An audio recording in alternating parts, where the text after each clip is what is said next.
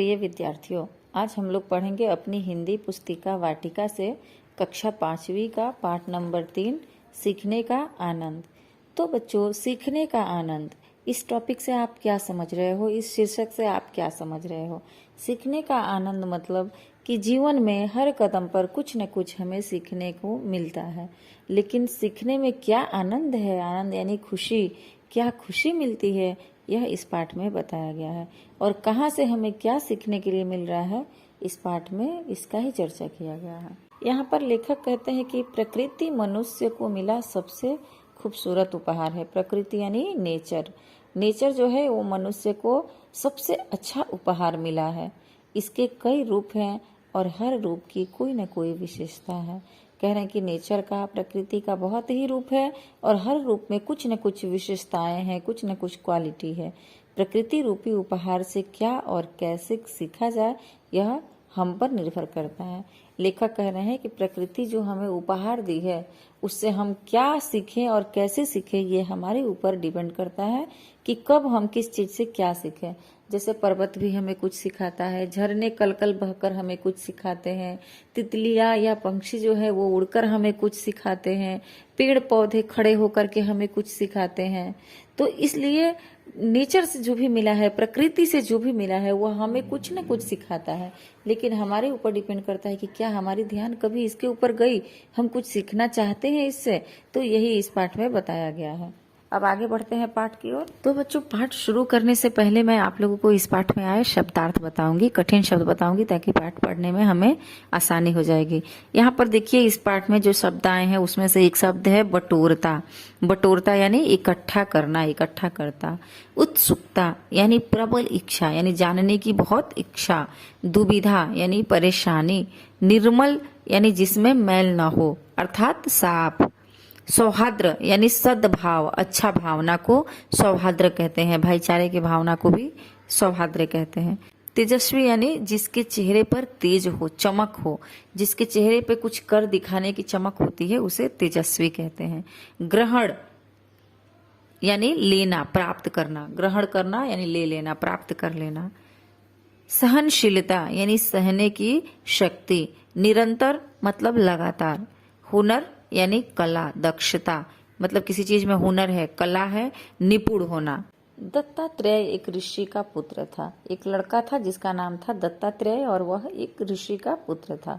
वह अपना ज्यादातर समय आश्रम से बाहर जंगल में पशु पक्षियों, तितलियों, फूलों आदि के बीच रहकर बिताता था। वह प्रकृति की हर चीज से ज्ञान बटोरता था, इसलिए वह छोटी सी आयु में ही बहुत समझदार हो गया था। उसके चेहरे की चमक सभी को प्रभावित करती थी।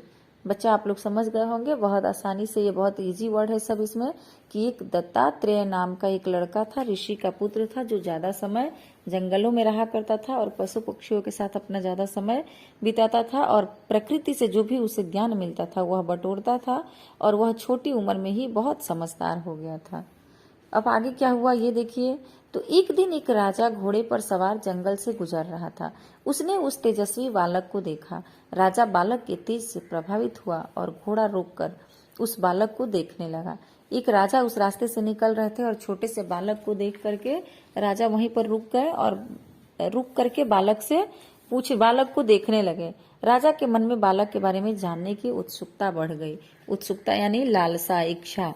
तो राजा के मन में एक इच्छा बढ़ी, एक उत्सुकता बढ़ी कि मैं इस बच्चे से कुछ पूछूं, कुछ जानूं इसके बारे में कि ये कौन है। तो राजा वहां पे रुक गया और रुक करके बालक से कुछ पूछता है। बालक, तुम कहाँ रहते हो? इस घने जंगल में अकेले क्या कर रहे हो? यहाँ पर आप देखेंगे अपने पुस्तक में तो दो लोगों की आवाज दिखाई गई है। एक तरफ से राजा बोल रहे हैं और दूसरी तरफ से बच्चा बोल रहा है। तो राजा पूछ रहे हैं कि तुम कौन हो और इस अकेले जंगल में तुम क्या कर रहे हो? बच्चा कह रहा है कि महाराज, मैं जंगल के नजदीक एक आश्रम में रहता हूँ। फिर राजा पूछ रहे हैं, अच्छा, तो तुम आश्रम में रहकर विद्या ग्रहण करते हो? तुम्हारे गुरु कौन है? तो बच्चा कह रहा है, मेरा कोई एक गुरु नहीं, अनेक गुरु है। बच्चा कह रहा है कि मैं जंगल में रहता हूँ, आश्रम में रहता हूँ, लेकिन मेरा कोई एक गुरु नहीं, अनेक गुरु है। अब राजा को थोड़ा आश्चर्य हुआ। अनेक गुरु की बात सुनकर राजा को बहुत हैरानी हुई, आश्चर्य हुई। उनकी दुविधा को भाप कर दत्तात्रेय ने कहा कि धरती, पानी, आकाश, हवा, आग, सूरज, तितलियां, मकड़ियां, पेड़ सब उसे कुछ न कुछ सिखाते हैं, इसलिए उसके अनेक गुरु हैं। जब राजा थोड़ा असमंजस में पड़ गए, थोड़े आश्चर्य में पड़ गए, तो बच्चे ने उनको बताया कि आप आश्चर्य में मत पड़िए, मैं यहाँ से क्या क्या सीखता हूँ मैं आपको बता रहा हूँ। जो धरती है, पानी है, आकाश है, हवा है, आग, सूरज, तितलियां, मकड़ियां, पेड़ सब कुछ मुझे कुछ न कुछ सिखाते हैं, इसलिए ये सब मेरे गुरु हुए। राजा फिर पूछते हैं बच्चे से, तुम्हारा मतलब प्रकृति तुम्हारी गुरु है? मैं जानना चाहता हूँ कि प्रकृति तुम्हें कैसे सिखाती है। राजा कह रहे हैं कि तुम्हारे कहने का क्या मतलब है कि तुम्हारा गुरु सिर्फ प्रकृति है, नेचर है और कोई नहीं है, और तुम इस प्रकृति से कैसे क्या सीखते हो ये मैं जानना चाहता हूँ। बच्चा कहता है, धरती से मैंने सहनशीलता सीखी है। कह रहा है, बच्चा बता रहा है कि धरती जो है इससे मैंने सहनशीलता सीखी है। सहनशीलता मतलब बच्चों सहने की शक्ति। सहनशीलता यानी सहने की शक्ति, किसी भी चीज को सहन करने की शक्ति। जो धरती माता है, आप हर रोज देखते हो इनके ऊपर कितनी गाड़ियां चलती है, कितने लोग चलते हैं, कितने पेड़ पौधे उगे हैं, कितने सारे बिल्डिंग बने हुए हैं, पर्वत पहाड़ सब कुछ किसके ऊपर है? धरती के ऊपर है। लेकिन धरती माता कितनी सहनशील है कि इन हर चीज को सहने की शक्ति अपने अंदर बटोर करके रखी है। तो हम इस धरती से सबसे पहले तो हम इस धरती से सहनशीलता सीखते हैं। पानी से निर्मल और शांत रहना सीखा। बच्चा कह रहा है कि पानी से मैंने क्या सीखा? निर्मल यानी बिना मैल का, यानी साफ, और शांत रहना सीखा कि कितना शांत और निर्मल रहता है पानी। आकाश ने मुझे हर पल आनंदित रहकर जीना सिखाया, और जब भी मैं आकाश की तरफ देखता हूँ, आसमान की तरफ देखता हूँ, तो कैसे खुश होकर जीना चाहिए ये चीज मैं सीखता हूँ। हवा ने निरंतर आगे बढ़ते रहना तथा आग ने दूसरों को सौहार्द और रोशनी देना सिखाया है। कह रहे हैं कि हवा ने मुझे निरंतर आगे बढ़ते रहना सिखाया। निरंतर यानी हमेशा, कंटिन्यू, लगातार। हवा ने मुझे कंटिन्यू, लगातार, हमेशा, निरंतर आगे बढ़ते रहना सिखाया है। और आग ने मुझे क्या सिखाया है कि दूसरे को सौहार्द यानी भाईचारे का प्रेम और रोशनी देना सिखाया है, और दूसरे को रोशनी दो।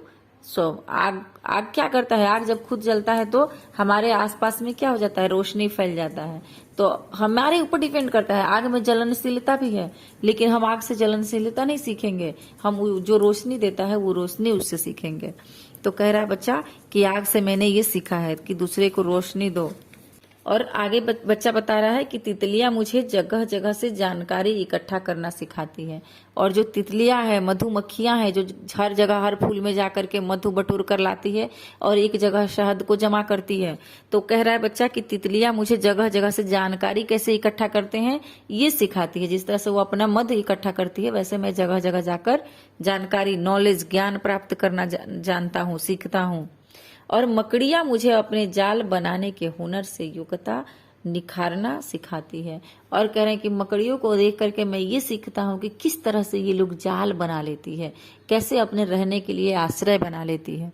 तो ये चीजें मैं मकड़ियों को देखकर सीखता हूँ। पेड़ दूसरों को सब कुछ देने के बाद भी झुकना सिखाते हैं। और कह रहे हैं कि पेड़ से, बच्चा बता रहा है कि पेड़ से मैं क्या सीखता हूँ कि अपना सब कुछ किसी दूसरे को दे देते हैं। यानी जो भी पेड़ में फल लगता है, जो भी पेड़ से छाया मिलती है, ये सब कुछ दूसरे को देने के बावजूद भी पेड़ कैसा है? हमें झुकना सिखाता है। वो झुक कर ही रहता है। तो पेड़ को देख करके मैं ये सीख जाता हूँ। राजा यह सब सुनकर बहुत ही हैरान हुआ कि प्रकृति हमारी कितनी बड़ी गुरु है और हम उसे अनदेखा कर दूसरों में गुरु ढूंढते रहते हैं। राजा को बहुत आश्चर्य हुआ कि इतना छोटा बच्चा कितनी बड़ी बातें कह गया, मेरी आंखें खोल दिया, ज्ञान की इतनी बड़ी बातें कह दी कि प्रकृति जो है, नेचर जो है, ये हमें हर दिन हर कुछ न कुछ नया सिखाता है, लेकिन फिर भी हम इधर उधर अपना गुरु ढूंढते हैं। हम प्रकृति को देखकर कुछ नहीं सीखते हैं। इस जंगल पर असली हक तुम्हारा है। तुम ही हो जिसने इस जंगल को और प्रकृति को सही रूप में जाना है। और राजा फिर बच्चा से कहता है कि इस जंगल में रहने का पूरे अधिकार तुमको जाता है, पूरा श्रेय तुमको जाता है, क्योंकि तुम ही इस काबिल हो, क्योंकि तुमने इस जंगल से बहुत कुछ सीखा है। तो इतना कहकर राजा वहां से चले जाते हैं, बच्चे को यह आशीर्वाद देकर, यह कहकर।